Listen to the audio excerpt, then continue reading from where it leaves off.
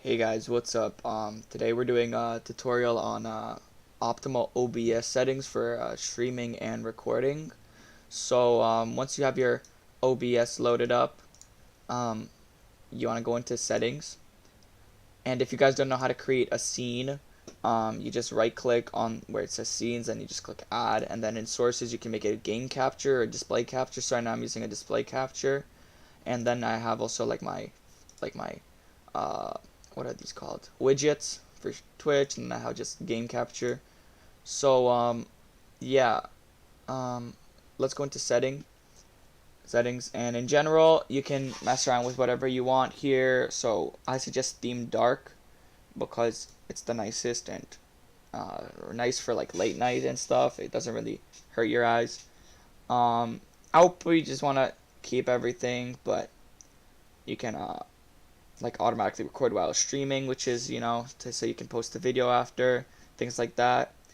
Um, and I wouldn't mess with anything else really.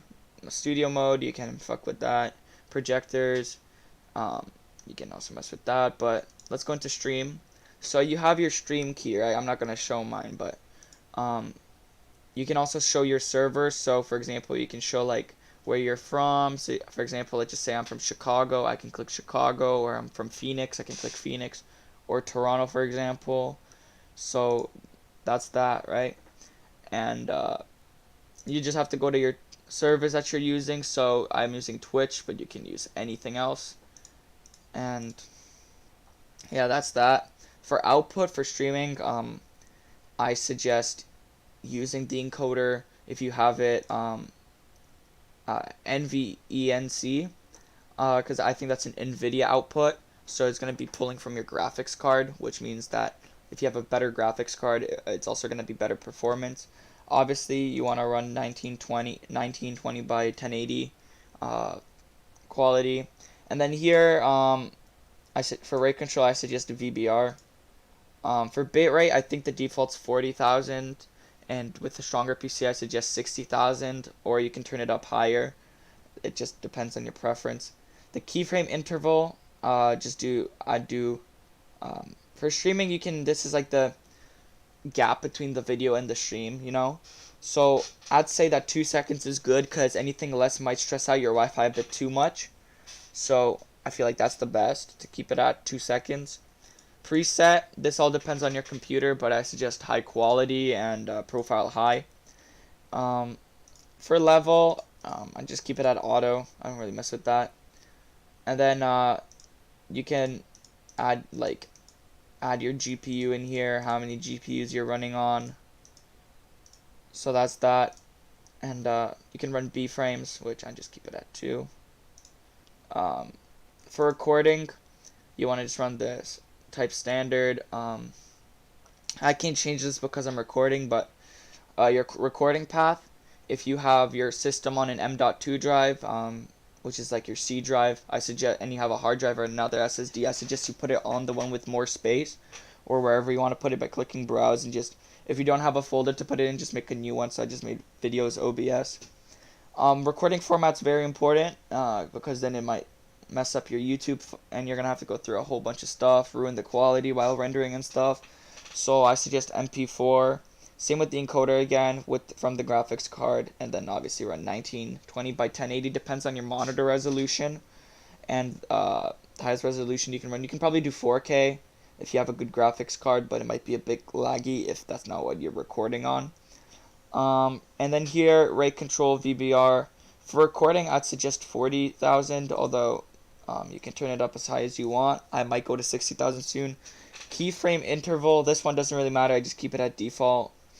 Preset, I have it at everything at high again. And yeah, GPU, same thing for B frames. Audio, I don't mess with this, but it all depends on your hertz. So for example, my mic is 44.1 thousand megahertz, so I run that, but there's also 48,000 and I think lower. For audio, yeah, 41.1, and there's a 48. That just all depends. Channels, you usually want to run stereo if you're running a headset. Obviously here you just add in your devices. You have push to talk, push to mute, stuff like that. And then for video, you just want 1920 by 1080 for highest settings. And the highest value FPS is 60, so I suggest that. For hotkeys, you can do whatever you want, but make sure it's something that won't interfere with your gameplay while streaming or recording, because sometimes it's nice without going back to OBS and stuff.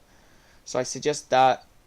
And advanced is just, yeah, this is just, I wouldn't mess with this, but you can probably change like color format, maybe renderer.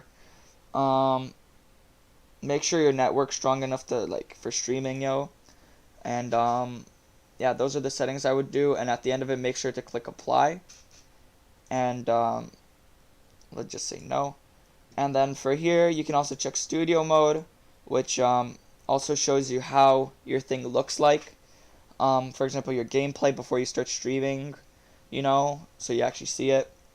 So that's that. And yeah, you can do that.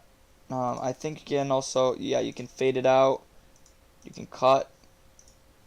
You can add transitions between, for example, you can have a basic like background running for your stream, like stream is offline, and then you can change it in here, like what you want to do. You can move it away, right?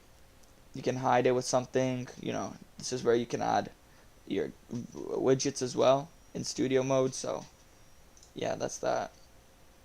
So guys, I hope you enjoyed this quick little tutorial on how to the optimal settings for OBS. So if you enjoyed, drop a like, that'd be appreciated. And if you have any other questions, leave them in the comments below, and I'll be sure to trying to answer all of them. So yeah, thank you and have a good one.